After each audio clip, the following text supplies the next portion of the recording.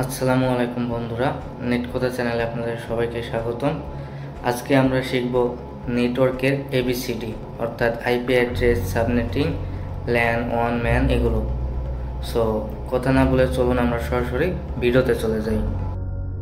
Networking এর ABCD, যেমন ইংরেজি শেখার শুরু হয় ABCD দিয়ে, তেমনই নেটওয়ার্কিং শেখার শুরু হয় আইপি অ্যাড্রেস দিয়ে। আজ আমরা শিখব নেটওয়ার্কিং এর ABCD, একদম বাচ্চাদের অ আ ক খ গ স্টাইলে। প্রথমে আসি ল্যান, ওয়ান আর ম্যান কি। ল্যান এর পূর্ণরূপ হচ্ছে লোকাল এরিয়া নেটওয়ার্ক। আপনার বাড়ির সব কম্পিউটার, টিভি, প্রিন্টার আর মোবাইল একটি রাউটারের সাথে কানেক্ট করা থাকলে সেটাকে ল্যান বলে। আর ম্যান হচ্ছে মেট্রোপলিটন এরিয়া নেটওয়ার্ক। যদি একটি শহরের মধ্যে নেটওয়ার্ক ছড়িয়ে পড়ে সেটাকে ম্যান বলে। ম্যান এর পুনরূপ তো বললামই, মেট্রোপলিটন এরিয়া নেটওয়ার্ক। এরপরে আসি ওয়ান। ওয়ান এর পুনরূপ হচ্ছে ওয়াইড এরিয়া নেটওয়ার্ক। আপনার অফিসের একটা ব্রাঞ্চ ঢাকাতে আর একটা ব্রাঞ্চ চট্টগ্রামে, এখন এই দুইটার মধ্যে যদি কানেক্ট করা হয় তাহলে সেটা হয়ে যাবে ওয়ান। আরও যদি বাস্তব উদাহরণ দিই তাহলে ল্যানকে ধরো তোমার ঘরের ভিতরের আড্ডা, আর ম্যান মানে পাড়ার ক্রিকেট লিগ, আর ওয়ান হলো দেশের সব লিগ মিলে বিশ্বকাপ। এখন আসি আইপি অ্যাড্রেসের মৌলিক ধারণা। ভাবুন তো, ঢাকা শহরে আপনি একমাত্র লোক যার বাড়ির ঠিকানা নেই। কেউ পার্সেল পাঠাতে পারবে? ঠিক সেরকম ইন্টারনেটে আপনার ডিভাইসের ঠিকানা না থাকলে 1 বাইট ডেটাও পৌঁছাবে না। এক কথায় আইপি অ্যাড্রেস মানে আপনার কম্পিউটারের ঠিকানা। এখানে কম্পিউটার বলতে মোবাইল, ল্যাপটপ, আপনার বাসার সিসিটিভি, প্রিন্টার, এই ধরনের ডিভাইসগুলো বোঝানো হয়েছে। আইপি এর ফুল ফর্ম হচ্ছে ইন্টারনেট প্রোটোকল। আর অ্যাড্রেস বলতে তো আমরা বুঝি ঠিকানা, তাহলে আইপি অ্যাড্রেস বলতে বোঝাচ্ছে ডিজিটাল বাড়ির ঠিকানা। ডিজিটাল বাড়ি বলতে এই আধুনিক প্রযুক্তির ডিভাইসগুলো বলা হচ্ছে।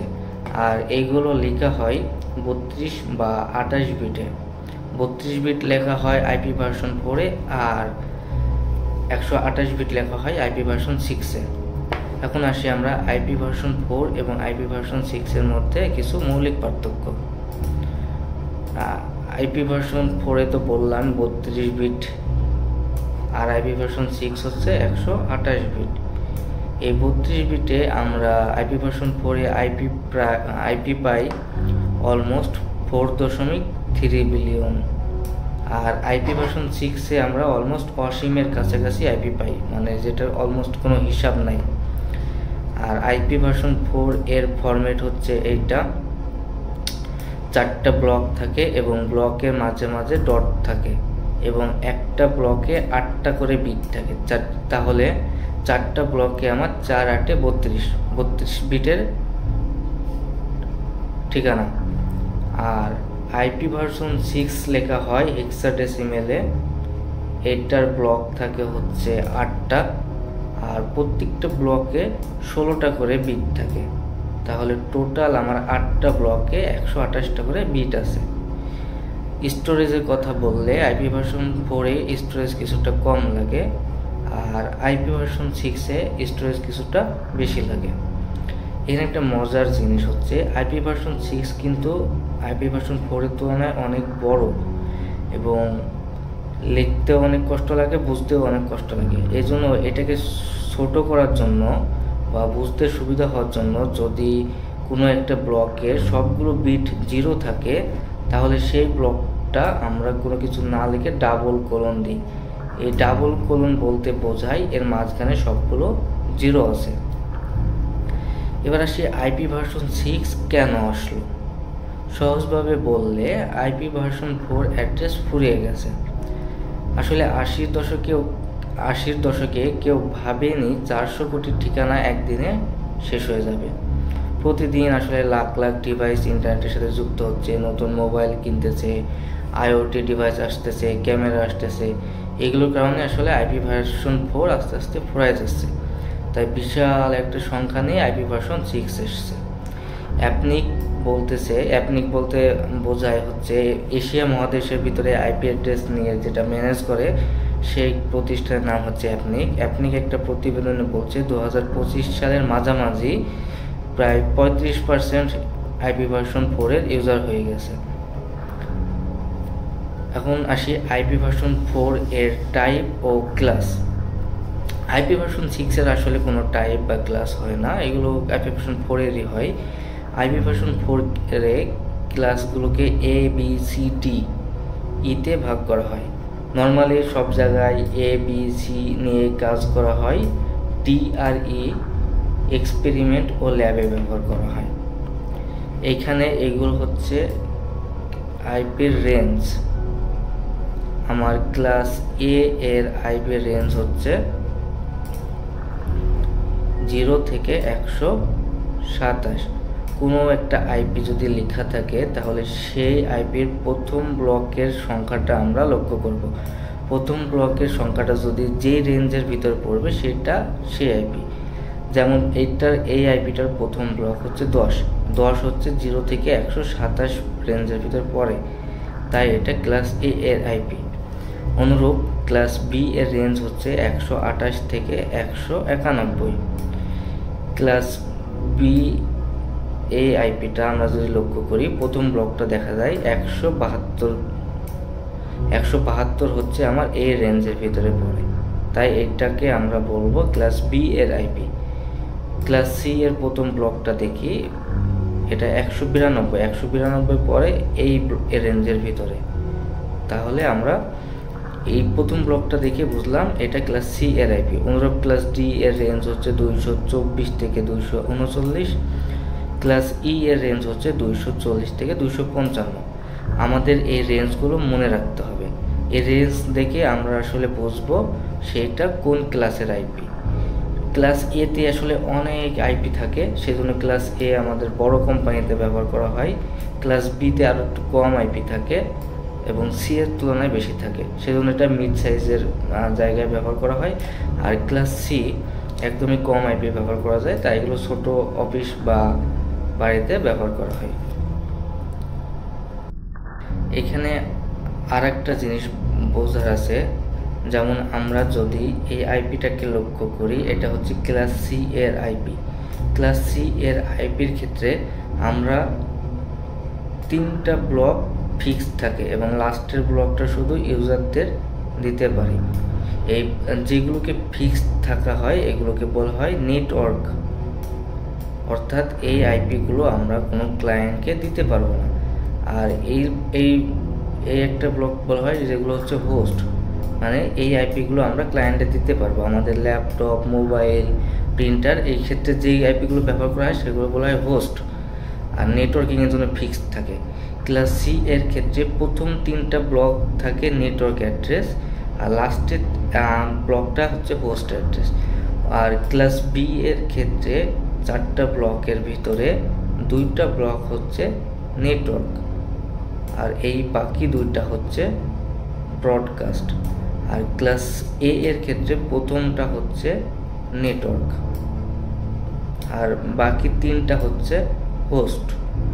এই প্রত্যেকটা ব্লকে আমরা 0 থেকে 255 করে আইপি পাবো, অর্থাৎ একটা ব্লকে 256টা আইপি পাবো।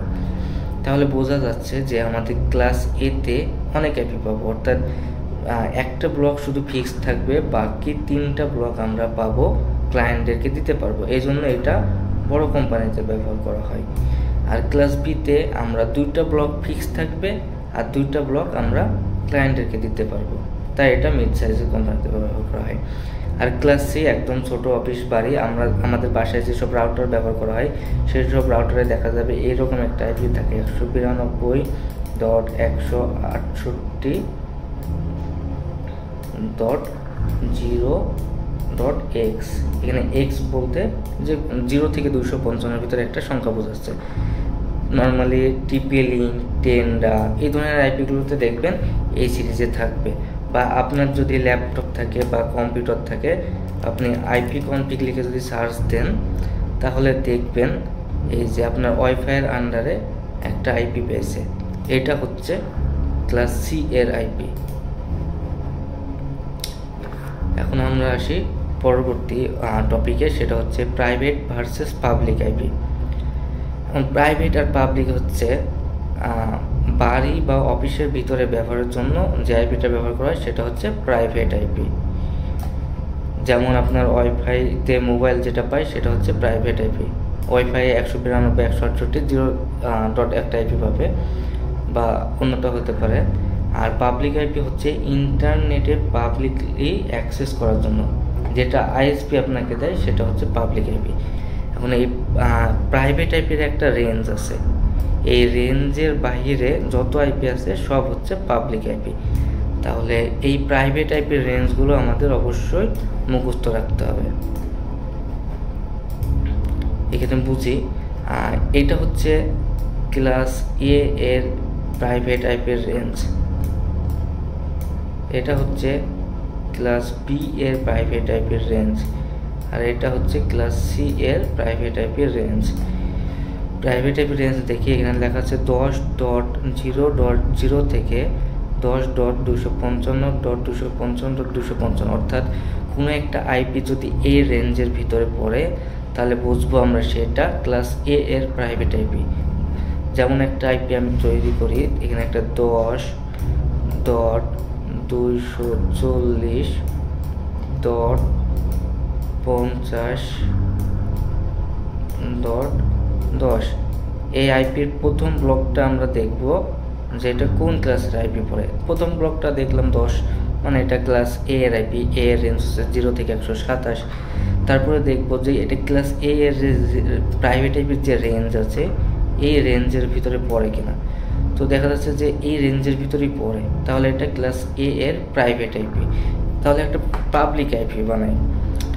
পাবলিক আইপি যদি এই আইপিটাকে যদি আমরা 10-এর জায়গায় 11 করে দিই আর বাকি যদি সব সেম রাখি, তাহলে এই আইপিটা আসলে আমার ক্লাস এ এর প্রাইভেট আইপি হয়ে যাবে, সরি পাবলিক আইপি হয়ে যাবে।